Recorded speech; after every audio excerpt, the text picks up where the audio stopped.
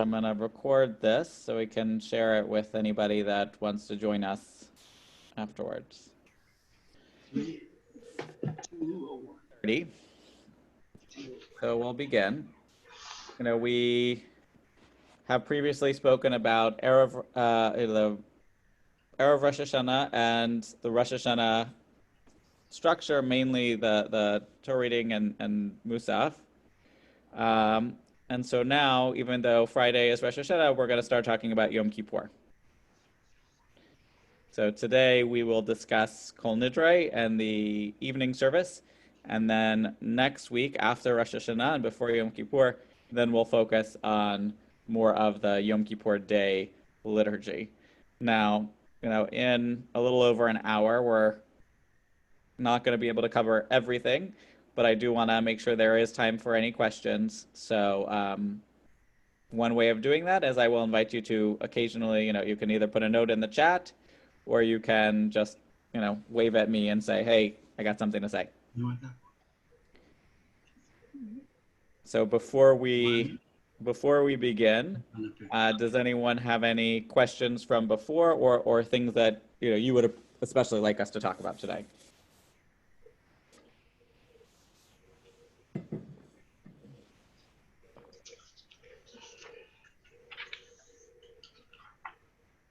Okay, so then we'll get started. So just as a reminder of where we are, when we start Kol Nidre, we do something that's actually a little bit strange. We put on a talit. Now, how often do you put on a talit in the evening? Only if you're taking the Torah. So I heard only when we are, taking out a Torah, or Byron said, never. And this is, the exception to the rule. There's a couple different answers. I should say, there are a couple answers that I've dealt with regularly, although, like anything else, I'm sure we could find many more. But one is about, what are we doing? We are about to take out a Torah, and we're going to have a small Beit Din, or a not so small Beit Din. And as such, we're wearing it out of respect for the Torah, as the Janowski said. And another perspective, sometimes perhaps for the Beit Din they might have done that, although there's less evidence of that. But I think ultimately, while not a sort of official reason, I think it makes me think a little bit of Pesach, Ma nishtana halayla hazeh. That we are coming to this service with a special attitude. That we want to go into Yom Kippur dressed not, in any old, clothing, but in clean clothing, white clothing traditionally, a kittel for many people, clothing that symbolizes our spiritual journey. And the same way, when we put on a talit, we see those fringes and we are reminded of the commandments. We need that reminder as we go into Yom Kippur. Before we go and say all the things we did wrong, we have to remember what those things are. And perhaps also, if we're wearing the tzitzit, not just what we did wrong, but what did we do right? That we want to go, we in many ways, on Rosh Hashanah and Yom Kippur, are preparing for court. This is, not the court for the traffic fine, but this is the court of a decision of our life. What is this year going to look like for us, for the world, for our souls? And while, in American courts, sometimes people don't necessarily dress up. Much of the time, the lawyer dresses up. I think the client should too. And, one of the things we've seen recently was an Australian television show. And there, when they go to court in Australia, they follow the British tradition and they wear robes and wigs to this day. That when you enter the court, you have to enter it with respect and following the customs. And so I think in the same way, as we go before the throne of judgment, we want to do that in the best way that we possibly can. And so putting on a kittel, putting on basic white clothing, putting on a talit, we're saying we're girded with strength, We're wrapping ourselves in the mitzvot. We're saying to God, we're here, we're trying kativa, kativa v'chatima tova, and write us in that in the good book.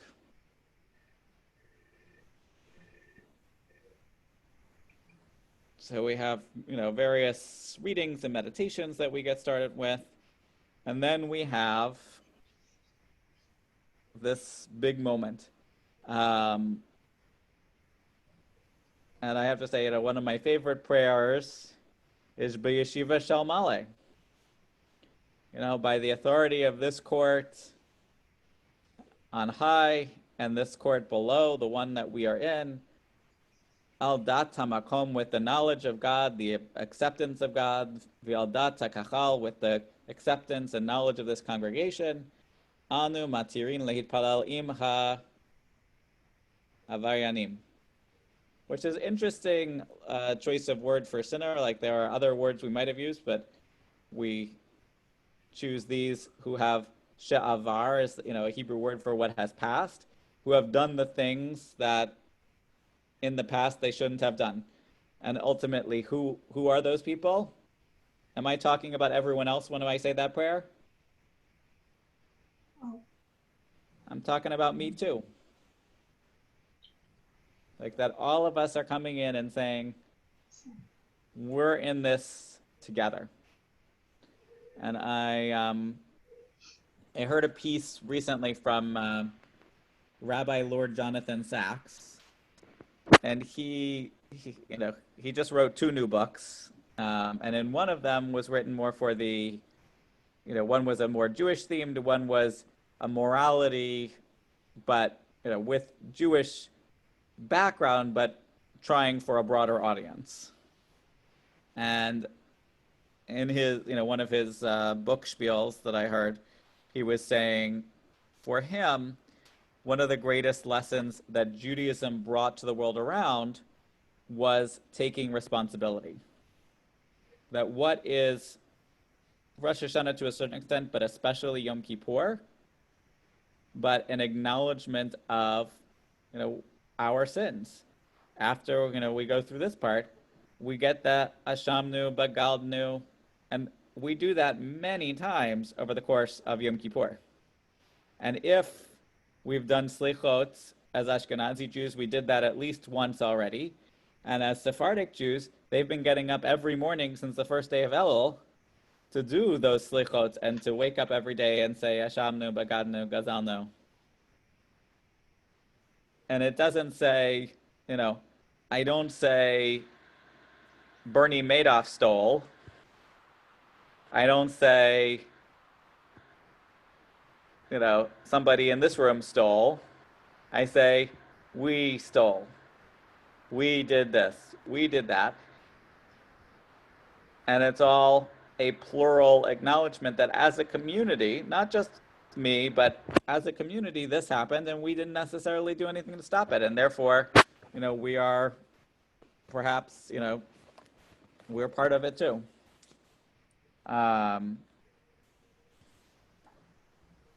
So we turn the page, and now this is the text that has caused controversy for a very, very, very long time. If I could get someone to read the text of Kol Nidre. Sam, you want to read? Or?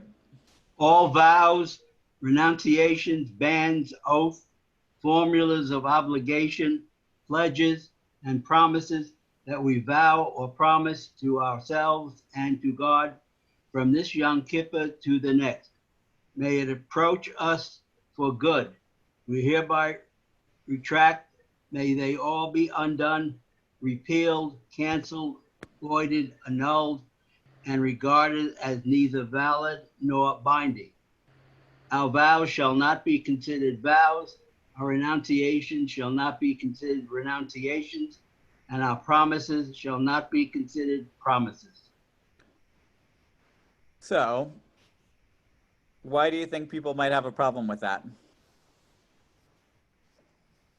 Some people don't feel like they've done any of those things or parts of those. Okay, so some people might feel like they didn't or they won't ever make a vow, so it's not relevant to them. Byron? Well, this changed the tense. It had been in the past tense previously, and my understanding is the rabbis didn't like that. And I don't know who changed this to being forward looking, but that seemed to have been the compromise. So, around 1,000 years ago, there's a note here. Rabbeinu Tam in France in the 12th century changed it from past to future, although that didn't, that was not a universal change. And if you go to different copies of Maxors, some will say from last year to this, from last Yom Kippur to this one, and some say, as this one does, Miyom Kippurim zeh ad Yom Kippurim haba, from this year to the next. So But the Spanish Inquisition also played a role in this. I thought there were language changes at that time too. So I think since it originally was with Rabbeinu Tam, that was the time of some of the Crusades, but during the Inquisition, one of the popular things to do was to have a disputation. So, what was a disputation? The bishop or the cardinal would call the rabbi of the city and say, "Mark your calendar, we're having a conversation," and everybody's coming. Now, here's the problem. For Jews, there was no winning a disputation. Because if you won, you embarrassed the bishop or the cardinal, and then bad things might happen to the Jews. And if you lost, well, Christianity's right, and bad things might happen to the Jews. So it wasn't a great thing. Nachmanides, who's a similar time in France,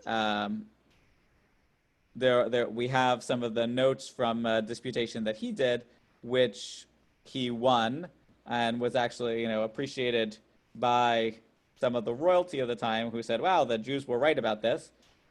But the church got mad that the king said that, and then the Jews got kicked out. So, as I said, there was no winning a disputation. But one of the times where the church, the Catholic Church at the time, there weren't Protestants yet, would sometimes send, people to go to the synagogue on Yom Kippur to see if they're doing this prayer, and then use that as evidence that, Jews are going to cancel contracts with other people and their word is not trustworthy, because either they go to Yom Kippur and cancel everything they already said, or they go to Yom Kippur and cancel anything they're gonna say. From a Jewish religious standpoint, halachically, it should not be applicable either way, because from a biblical perspective, it's almost impossible to annul a vow. Like, once you vow to God that you're going to do something, you better do it. And eventually, the rabbis came up with a formula and a ceremony of going to a Beit Din, and talking to three rabbis and saying, basically, did you know this information at the time you made the vow? No. If you had that information, would you have made that vow? No. Okay. Let's say, you didn't have enough information and therefore the vow was not valid, or, to annul a singular vow in that way. But that was to annul a singular vow, not to annul blanket and generally to wipe this out altogether. And, if we read the text carefully, it is in Aramaic, so it's a little more complicated. but we're saying a vow to ourselves or to God. You know, the rachmina the arsana al nafshatana. You know that this is you can sort of find some of the Hebrew roots in there. Nefesh to ourself, or achrimna. The sarna is another way of talking about God. Rachamim,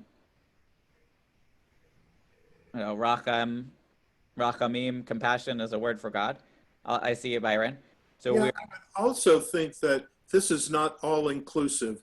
This has to assume those vows or sins or whatever to preserve life that had to be done during these terrible times, the Crusades, the Inquisitions, everything else, because it doesn't specifically talk about, stealing or making a bad contract or things like that. So I think there's something that's just not stated, but implied. No, I mean, the very clear part of this text is this says absolutely nothing about me making a deal with Byron to buy something from him or trade something with him and then say, actually, Kol Nidre canceled that contract. I can't say I'm going to, take this, 1,000 widgets from you and pay you next week. And then next week is Yom Kippur and say, just kidding, I'll keep my widgets, you don't get anything. That would be stealing. There is nothing in this prayer that speaks of a person's relationship with another human being. And that is the really essential thought within this. And yet for so many people, I mean, especially the church, but also Jewish laity, if you don't read it carefully, you read, our vows are not vows, our renunciations not renunciations, our promises not promises. If you take it out of context, you can interpret it completely wrongly, incorrectly. But that is not what it's saying, and that is never what it was saying. It has never once spoke about saying any obligation that you have to another human being is annulled in any way by this Kol Nidre. What this is speaking about is entirely your relationship with God. Now, when there's the old aphorism, there's no atheists in foxholes. This is related to that. That if you get to that moment where, and we've all been there in one way or another, whether at the birth of a child and saying, God, just let this baby come out okay, I'll do anything. Or, God forbid, getting in a car accident or hearing someone got in a car accident, and saying, I'll do anything, just let them be okay. Or being in a military situation and, like if I make it through this battle, I'm never going to eat pork again. I've never had pork, so I can't really say, but but making a commitment to God to act differently in a situation of great pressure that is out of character of you, this is really what that's talking about.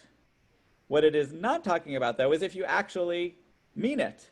If you're in that situation, and that situation asks you to really make a change, and then you follow up with it, then that's also a different situation. But what they're really trying, and also making a vow to observe mitzvot is not really an applicable vow anyway, because you should be doing that from the beginning. But if this is a situation where you were saying, I'm going to, you normally give, 10% of your income to support the community in one way or another, and you're going to say, I'm going to give 50% of my income, or 100% of my, like something crazy above and beyond the commandments. And this is Rabbi, don't listen to me say something stupid, God. I was thinking about the vow where you vow to God that you're going to help the poor in some way or other. And now you're saying, because it is to God, not so much to the poor, and now you're saying that you're renouncing that. And I don't know that makes a lot of sense to me. so that might not have been the best example, but if you're, you keep kosher and you're very careful about washing your lettuce and washing your vegetables, and you make a vow that you're, never going to eat broccoli again because you're concerned of the potential of, creepy crawlies in there. I mean, that's on a silly lower level, but there are times when people, the classic vow in the Torah and in the Talmud is the person who becomes a Nazirite, a Nazir. And what does a Nazir do? They vow not to cut their hair, like Samson. They vow not to drink wine or other alcohol, and then, or even touch grape products for fear that, that grape juice could somehow become, we left it out too long and now it's wine. And also not to go into a cemetery, not to be around death. And the interesting thing at the end of having, when those vows, according to the Talmud, are generally 30 days unless you renew or say you're doing a permanent one. And when you finish the time of the Nazirite, you perform a sin offering. And the conversation among the Jewish tradition is saying, are you offering the sin offering because it was a sin to stop being a Nazir, or because it was a sin to become a Nazir in the first place and prevent yourself from some of the pleasures of life, or, really being a complete family member? Because I mean, if you're if you're living in the middle of a Nazirite vow and your parent, child, spouse, sibling dies, you're not going to go to that funeral unless you break the vow. And to not be present with your family in that moment is not to be a Jewish, community member. Where did the idea of not going to funerals or to cemeteries come from for certain groups of people? So the Nazir is, is somebody who makes that vow. Like Samson is sort of the biggest, example we have in the Jewish tradition. And Samson is a particular type of Nazir, of one who's, the vow was put upon him and he was supposed to keep it, which is complicated. But it says, that part of that purity of the relationship with God is that you're not around death, period. There's other conversations about Kohanim that they have limitations around cemeteries as well. And they would only go to the cemetery for those immediate relatives, and a high priest, not even for any of those, because they're the Kohen Gadol, their job was the entire Jewish people, and in some ways they lost their family when they became the Kohen Gadol. So we have this Kol Nidre prayer, and rabbis have tried to remove it for generations and generations, both because of it's confusing, it's bad theology, it doesn't make any sense, and cantors or their equivalent have been, and congregations have refused to allow it to go, because everybody wants to start Yom Kippur, Kol Nidre.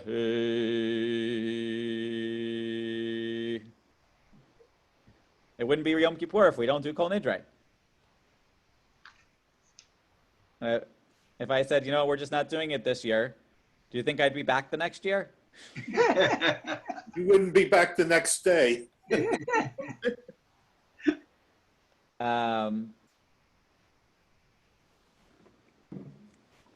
It's just what it is. I mean, there is no messing with it. So the closest we could do was to have Rabbeinu Tam say, this is not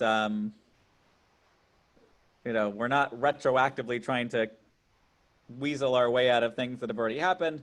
We're gonna make a preparatory statement to ourselves and to God, saying, if I say something stupid, don't listen to me.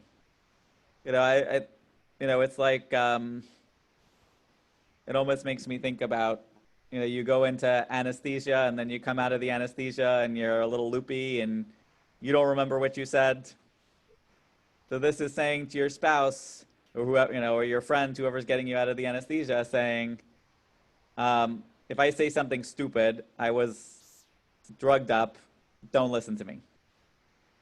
And in a way, if you get into one of these really high pressure situations of having somebody at death's door who you don't want to have at death's door, then you can feel, in many ways, pretty loopy. And in a way, we're saying to God, if we get in a position where we're not at our full emotional and mental capacity, remember that we're not at our full mental and emotional capacity. We're not at our full strength, and don't accept something from us that you know to be untrue. But I do think with all of that, there actually is something positive in Kol Nidre.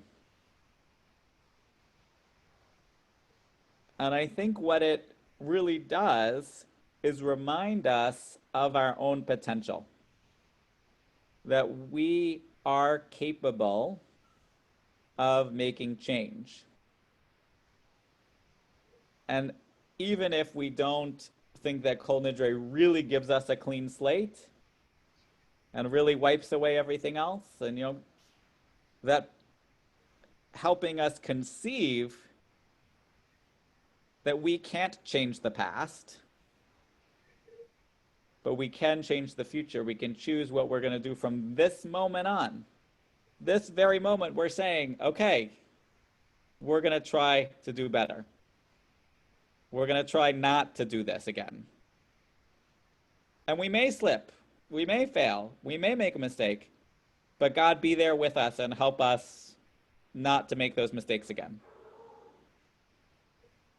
So I think there's something redeemable in Kol Nidre. Plus, it wouldn't be Yom Kippur if we don't hear the melody. And we then, the response to that is this, the give and take of Moshe, speaking with the Holy One, that, okay, we have this day, we will be forgiven.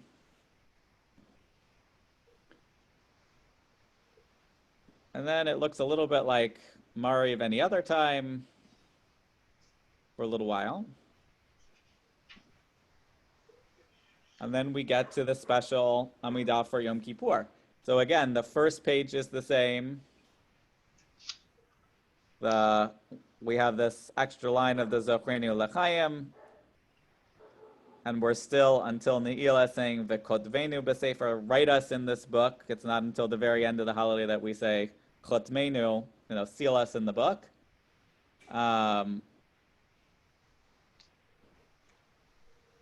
Everything there, is basically familiar. Now we get into Yom Kippur itself. And initially, we're still in the same, Eloheinu v'lo Avotenu, Ya'alev Yavo v'Yagia. It's the same Ya'alev Yavo that you'd have on Pesach, Sukkot, Simchat Torah, Rosh Chodesh, Rosh Hashanah, except now instead of any of those days, we're mentioning Yom Kippur in the middle. But now we start speaking to God in a different way. And we say, God, we know you know everything. You've seen this all before. There is nothing that we could do that's totally original in terms of good ideas or bad ideas, God. But you have taught us in your Torah, you've taught us in Isaiah, you've taught us in Leviticus, that we are forgivable, that we can be redeemed. And the language of the next paragraph continues, again, very similar to the language of Rosh Hashanah, very similar even to the language of Shukat, V'taher libeinu li'avdecha b'emet. But now, again, the word that comes over and over again is slicha u'machila. These words of forgiveness and atonement and apology, and saying, God,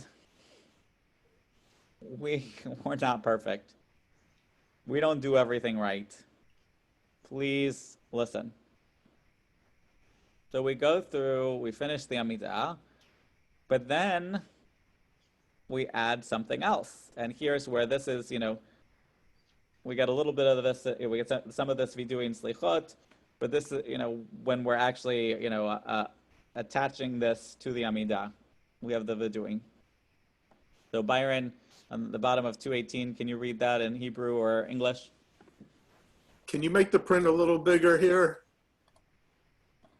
Okay. Eloheinu v'Elahei avotenu, tavo lefanecha tefilatenu, v'al titalam mitchinatenu, she'ein anachnu azei fanim ukshei oref lamar lefanecha. Adonai Eloheinu v'Elahei avotenu, tzadikim anachnu v'lo chatanu, aval anachnu avotenu chatanu. Our God and God of our ancestors, hear our prayer. Do not ignore our plea. Our God and God of our ancestors, we are neither so insolent nor so obstinate as to claim in your presence that we are righteous without sin. For we, like our ancestors who came before us, have sinned. So we're saying, as Rabbi Sachs said, oops, not that far. We are taking responsibility. We cannot blame anyone else for our problem. I mean, there are problems we can blame other people for, but our sins are not those problems. Our mistakes are not somebody else's fault. Our poor decisions are our poor decisions. And this may seem like a really trivial statement, like, duh, obviously, if I make a mistake, it's my fault. But we need only turn on a television and watch the news to see that taking responsibility for our poor choices is not a common trait. How often, do you see someone make a genuine apology on television, whether scripted TV or real life? Only on the Hallmark Channel.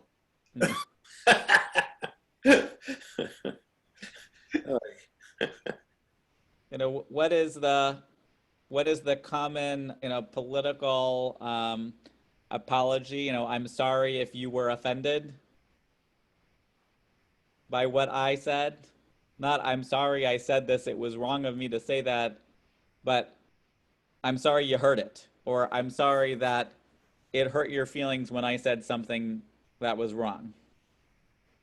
Or that's not what I said. Or that's not what I said. There's a tape that said that's what you said. I didn't say it.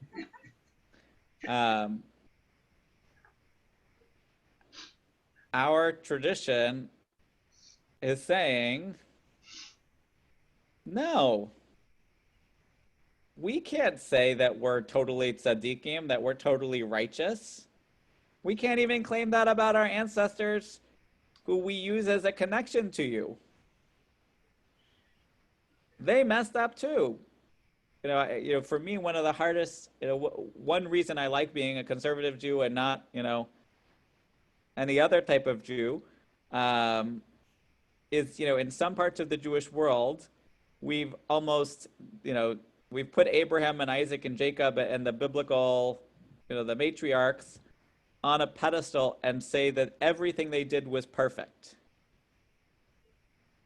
But I don't think that our Torah ever says that they were perfect. I think Abraham made mistakes. I think Sarah made mistakes. I think Isaac made mistakes. I think Rebecca made mistakes. Not my Rebecca, but the one in the Torah.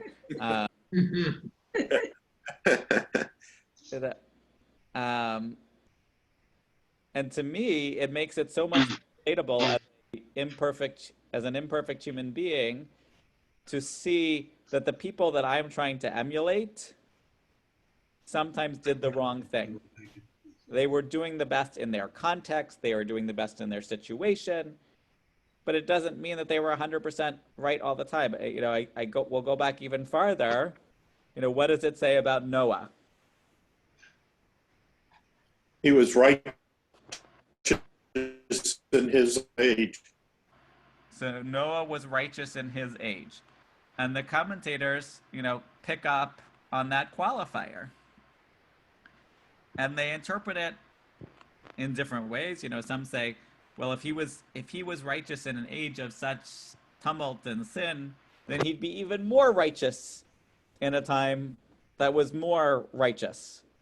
When more people were righteous, he'd be, if he was the creme de la creme there, he'd be the creme de la creme de la creme. That's one answer. But there is another answer that says, in that moment, he was the best of what there was, but it doesn't mean he was perfect. And the rabbis note, what did Abraham do when asked, when God said, oh, I'm going to go get rid of Sodom and Gomorrah? What does Abraham do?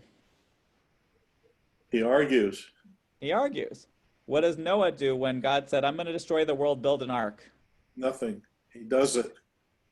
He doesn't. He builds the ark. Did he go to any of his neighbors and say, guys, so I was just talking to God, and God said the world is going to be destroyed because of all the violence and the anger and the hatred, and we really need to come together and build something good in this world so that it's not necessary? No. Let's think about Jonah. Jonah in some ways is the most successful prophet, because Jonah goes, and not only does he go to eventually, he takes a few detours along the way, but he finally goes, and he goes to the enemies of the Jewish people and says, if you don't repent, you're gonna, terrible things are gonna happen. And shocker of shockers, they repent. What happens with most of the Jewish prophets? They go to the people and say, repent or bad things are going to happen. And then bad things happen because the people don't really repent. Our ancestors were not righteous without sin. Neither were we. Does it mean that we're terrible people all the time? I don't think so. But it means that we have to acknowledge that we're also not perfect. That we have work to do, that no matter how much growth we've had in the last year, there is still more that we could do. So then we get to the Yeshamnu.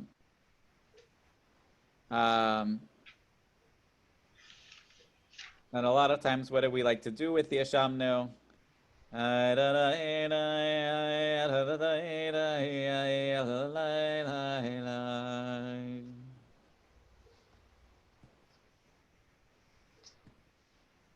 And we go through one by one, and it definitely works better in Hebrew because, when we read it in English, we abuse, we betray, we're cruel, we destroy, we are bitter, we falsify. And we say, hey, a second here. I didn't kill anybody this year.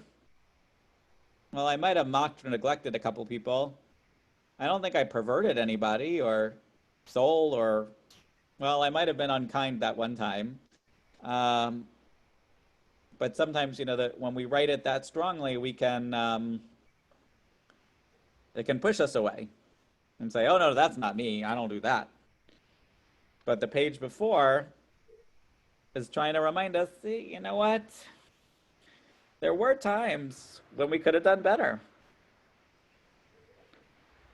And then we have these, acknowledgments to God. We know that crime doesn't really pay. That making mistakes ultimately, leads us on the longer path. And God, you know this. God doesn't need us to tell God that we made mistakes. God needs us to tell ourselves that we made mistakes. Because, when somebody says we did something wrong, what's our first reaction?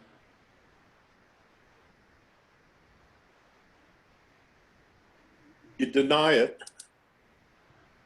So you deny it, or you try to justify it, or you try to say it was misunderstood. I'm not immune to that. If somebody says, well, why didn't you call me? Did I say, my first reaction was, well, did you tell me you were sick? How was I going to know? I can't do. That's defensive.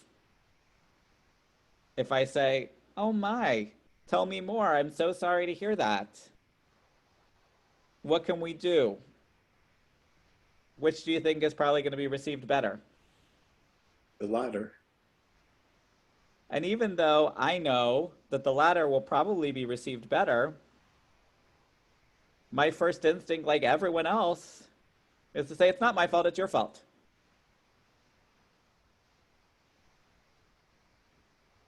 I didn't do it. It wasn't me. And how many times over the course of Yom Kippur do we say these words? Many times. And I think, people ask, well, why do you repeat these things so many times? Like, is it once enough? I don't think once is enough. Because once, the first time, as I could say, okay, I see that, I don't see that, I see that, I don't see that, or I'm just listening to the melody. The next time I do it again, I'm still tapping. And maybe I start to really think a little more about this. And then the third time, maybe I think about it a little more. And the fourth time I think about it a little more. And the fifth time, maybe now I'm finally listening to it. Now, for some people, it may be the opposite. By the fifth time, they're totally tuned out. But I think our tradition, reminds us, that there is power in that repetition. It's you think about a canyon. Canyon didn't come out in a day. It didn't just carve itself out of the ground.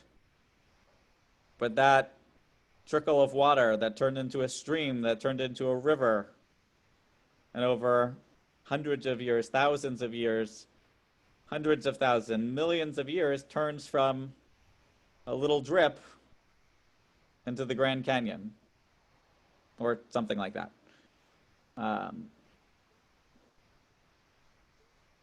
But I think the same is true with our hearts, and our tradition speaks of it, that drip, drip, drip of the prayers on the holidays should eventually really open our souls. That we can acknowledge what we have to work on, and also, what we can try to do. So God, who knows the mysteries of the universe, the deepest secrets of everyone alive, who probes the innermost depths, who examines our thoughts, there's nothing secret from God.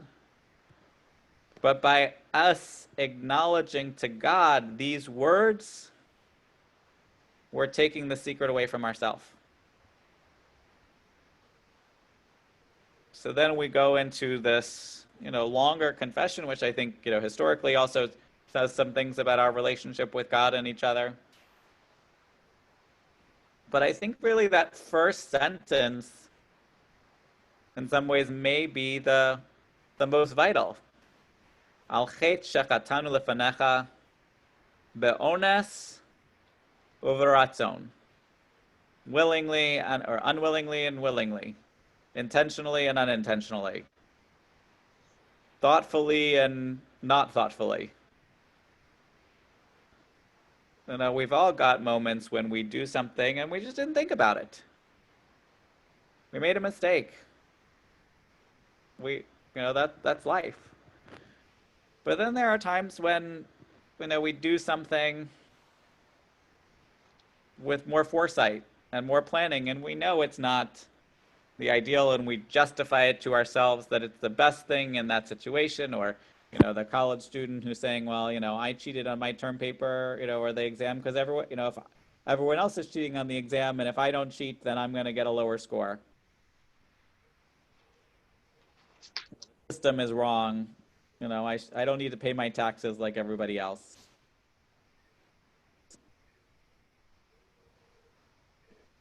And people can, we're good at talking ourselves into things. We're talking ourselves out of things. And as we go through this, we're acknowledging, we're breaking down those barriers and saying, look, we made some mistakes publicly and we made some mistakes privately. We've sinned against you by scorning parents and teachers purposefully and by mistake. I don't know how often we're resorting to violence, but, foul speech and foolish talk, those are pretty easy to do. Following in the wrong footsteps. Denial, deceit, bribery, cynicism. I've never been cynical before. Right? None of us have ever been cynical. None of us have ever said, oh, that person is, an SOB. We've never spoken ill of anybody. We've sinned against you in business and our eating and drinking by greed, oppressive interests, arrogance, normal conversations, conspiratorial glances, condescension, stubbornness. We do something and we keep doing it because we're stubborn. It's the way things are. It's the way it's always been. Oh, we should just keep doing it. Well, it hurts somebody, but it's the way it's always been done. I mean, look, my dad is a doctor. He went to medical school. When he was a resident, I think it was, 36 hours on, 36 hours off, or even longer at times. Nowadays, there are some more regulations about how long can a doctor or a resident be on call. Because if even if you took a couple cat naps, if you come into a patient after basically being awake for 36 hours, your reasoning skills are not as effective. Now, if you're a trauma surgeon working in a combat zone, then knowing how to, push through that and try to do the right thing no matter, in that situation may make sense. But if you're working in other situations, then we're putting patients' life at risk to poor decision making. And what was the reason that, so many doctors didn't want the residents to, have work limits? We've always done it that way. I had to go through that, so you should go through that. That's stubbornness.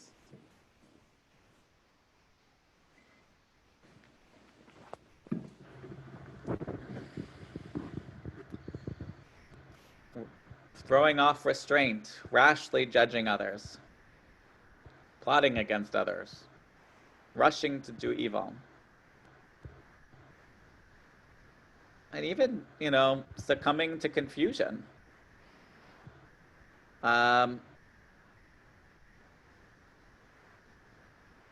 If we look at this very moment in time, we have a challenging situation around the world.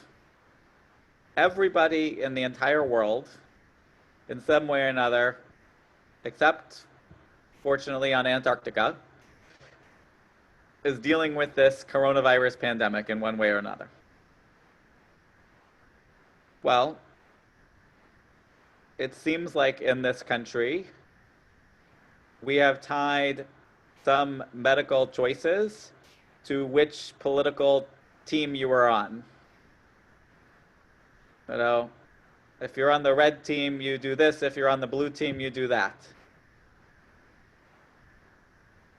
We're so tied to our groups, our identity, that we don't think about, those around us. Now I could say, I'm arrogant to condescend to someone who's, of a different viewpoint than me. But if you're getting inaccurate information from the choice of channel you watch on TV that tells you everything's fine, just go back to work, life's normal again, that's very dangerous for society as a whole. It's dangerous for you, who's not wearing a mask when you need to wear a mask. It's dangerous for those around you. To me, here I'll be concerned about speaking ill about others, but I think one of the most evil people in the world is Andrew Wakefield. Here was a doctor that he's no longer a doctor in England. His medical license was revoked.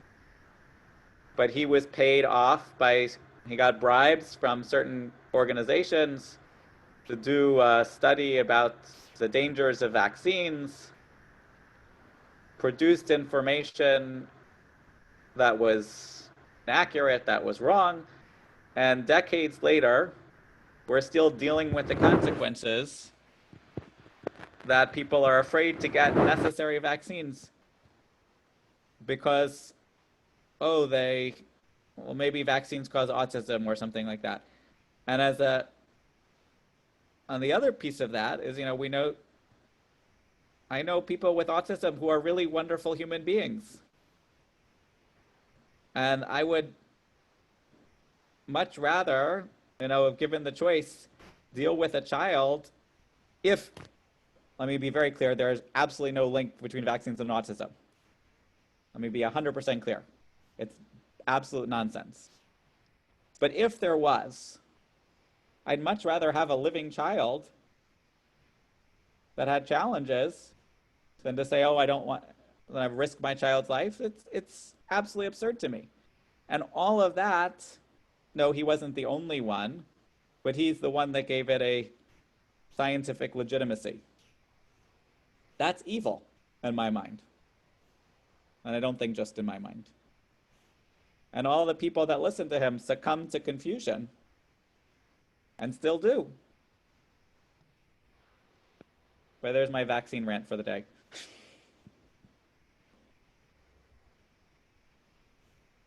So forgive us, God, the breach of these commandments, whether we did them or not, whether physically active doing deeds, or even if we know. Because you, God, know. Help us, God, acknowledge our mistakes so we can rectify them, that we can make things a little bit better.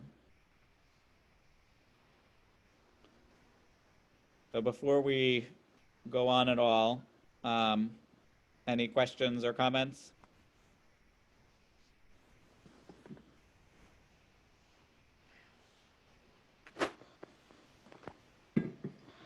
Okay, let me ask that another way. I do have a question or a comment. Okay. What I'm saying, but anyhow, we virtually do basically the same thing over and over and over and over again. So how many times is enough? We say that we did this, we shouldn't do this anymore, if I'm making any sense. So there's an old joke, sort of a joke, about a rabbi who for the last decade has given the exact word for word same sermon at Kol Nidre.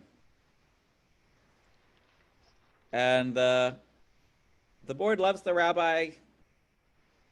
They do great work all year long. They love their Rosh Hashanah sermons, that change. They love their Yom Kippur morning service sermon that changes.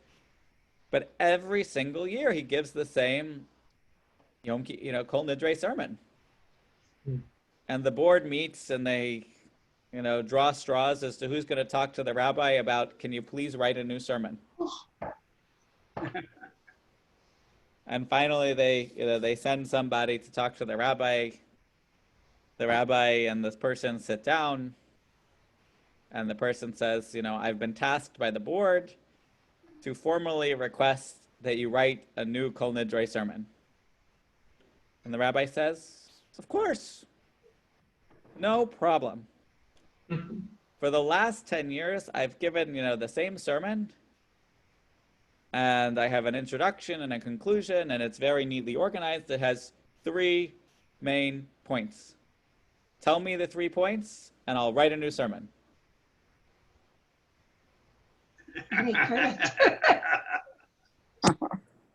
Till you get it right.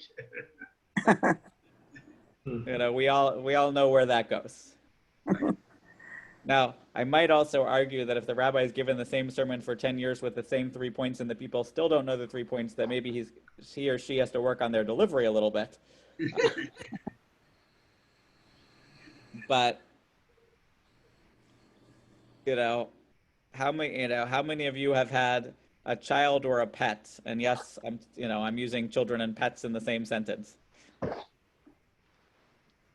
If you've had a child or a pet or been a teacher, how many times the kids ask the same question?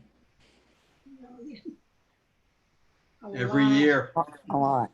The pets, how many times do you have to tell the dog not to sit on the couch before they learn they can't sit on that couch? Yeah. A lot.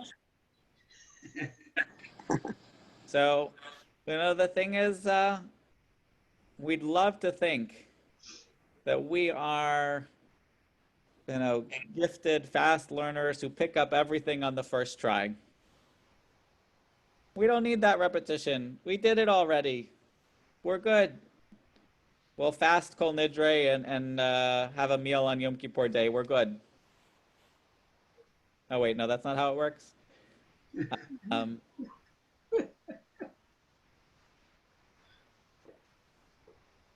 But there's, a challenge is that sometimes, I remember, in a literature class when I was in high school, we're talking about, symbols and foreshadowing and, all those literary terms. And then, we read the Scarlet Letter. I mean, he literally, they brand the A on her chest, basically. Everything she wears, everyone sees adulteress, wherever she goes. That symbol's right in front of it all the time. It hit us over the head, but by the end of the book, you know what she did, and also you find out who else, she didn't do it by herself. And I think there's in our tradition, this acknowledgement that it takes us time to absorb things. And so that repetition is helpful. I mean, this year, we are playing a little bit with that repetition of how many times are we repeating certain things and having to consider a little less repetition. But ultimately, we do this again and again to help it, like, to make the stalagmite and the stalactite, the drip, drip, drip, drip, drip until we build something beautiful.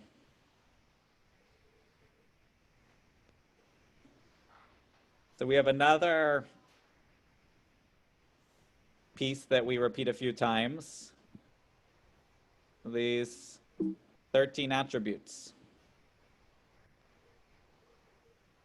God, who sits on this throne of mercy, you taught us you and Moshe had a conversation after the golden calf and said,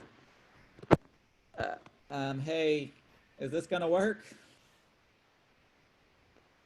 And ultimately, God goes before you, Vayavor, Adonai al panav vayikra, and Moshe, falls on Moshe's face and hears the voice of God, Adonai, Adonai el rachum v'chanun, Holy One, who's merciful and compassionate, Erech apayim, filled with patience, v'roav chesed v'emet, and is truthful and loving and faithful in their translation. Notzer chesed lalafim, who brings love and compassion for 1,000 generations.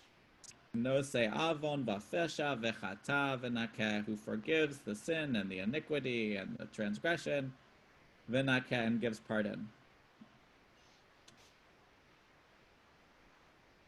And I have to say that this is one of my favorite pieces of liturgy, both for the beauty of the text itself and the chutzpah of our using it. Because what is the very next word in the Torah? Does anyone know what the next word is, Byron?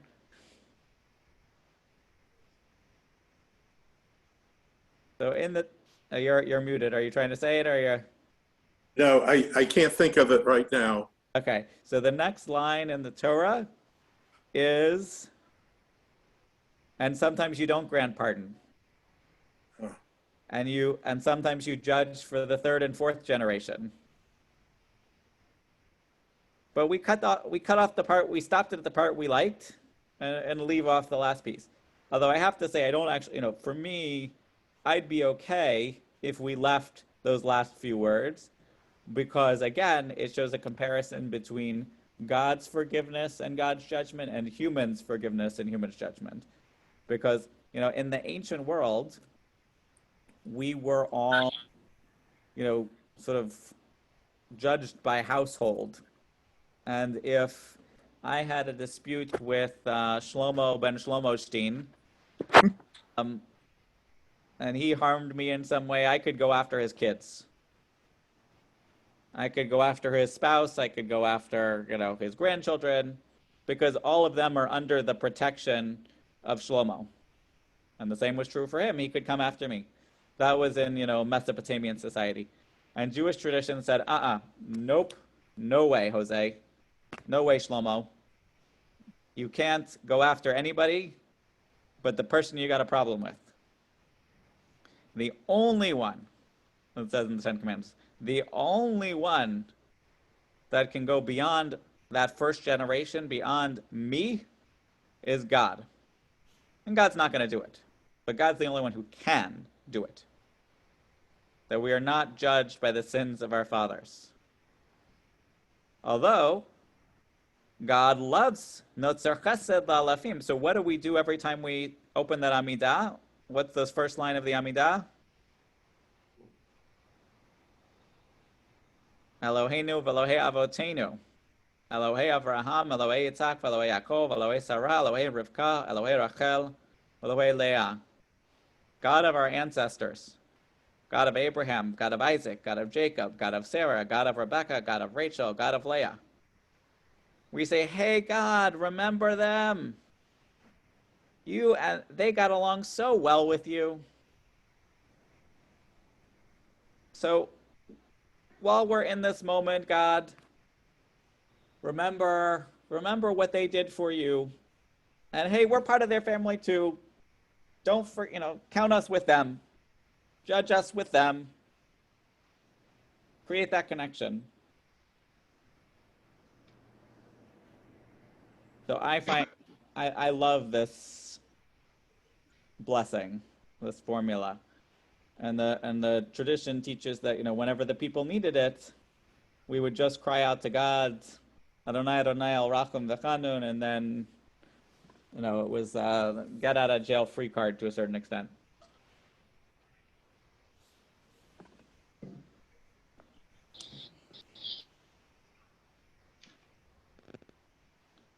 So 3 times traditionally we go through these slichot again with the Adonai Adonai. Come on.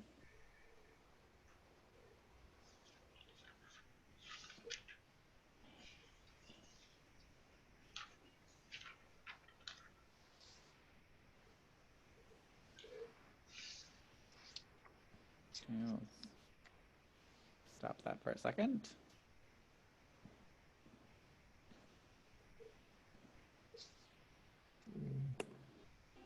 Refresh that page.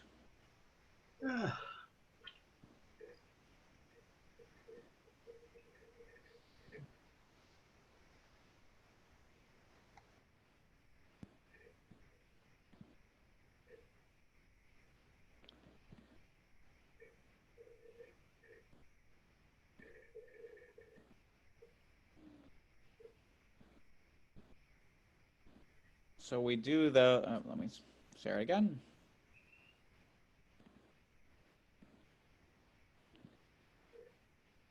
We add some poems. We do it again. And then we open the ark and say, Shema Kolenu, God, listen to us, be with us, don't push us away. Before we go and do it one more time. And that confession that we had done silently, now we do it aloud. But first we, sing the song that we all love. Sing, Anu Amecha V'Ata Eloheinu, Anu Vanecha V'Ata Avin. And we go through all these different metaphors and saying, God, we're in this together. You created us, you formed us, you made us. Whatever you want to call us, we're yours. Don't just call us late for dinner. Call us by our name, and we will call you by your name. And forgive us. We're imperfect. So again, we go through this confession. And we remind God, you answered us. You were with us. We recite Avinu Malkeinu, acknowledging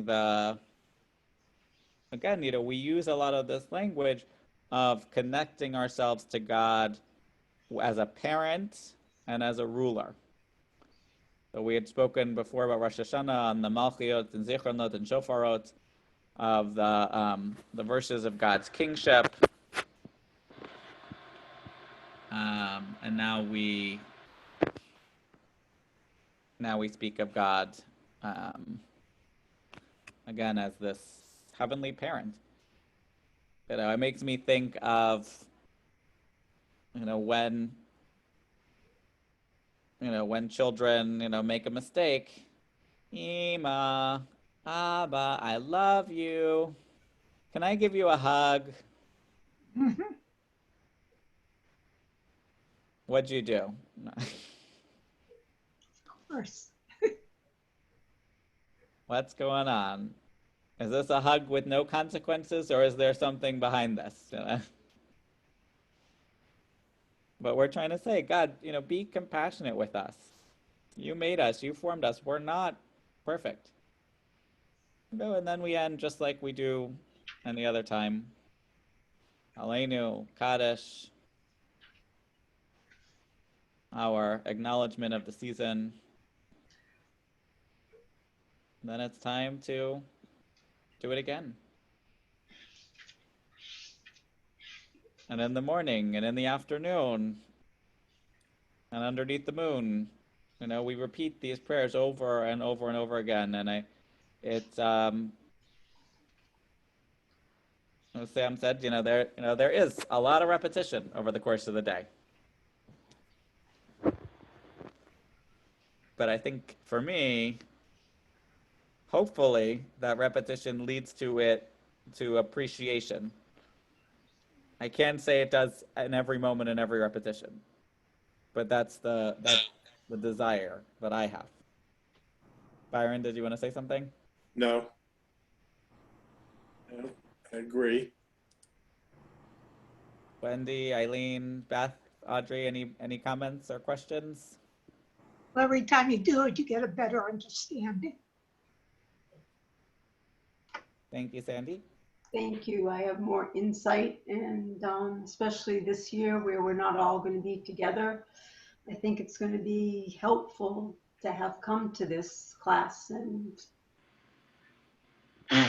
thank you. Yeah, I think I just took a lot of it for granted, the prayers, and I never really looked into it, especially the Kol Nidre. I really appreciated you going over that, because I really thought, I guess I never really read it, that it was, I'm sorry for what happened last year, not what's going to happen this year. Well, like I said, it really depends on the Machzor, because other editions, not the Lev Shalem, other versions of the Machzor do say from last year to this. Because even though, as Rabbeinu Tam changed it, 800, 900 years ago, it didn't always, stick in every edition. So I'm sure I have not done an analysis of which editions of what Machzor has which version, but in all likelihood, at some point in your life, you have prayed from one that said from last year to this. So next week,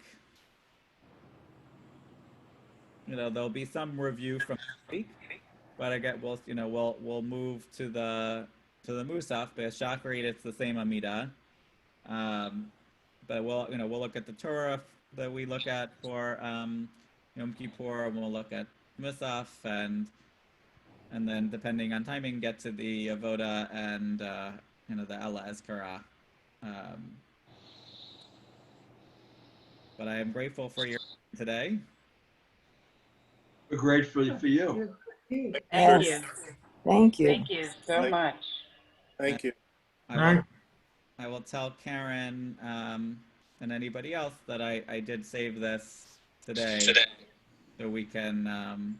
I don't know that I can post it on YouTube, but I'll have a link, that will be shareable for anyone that's interested.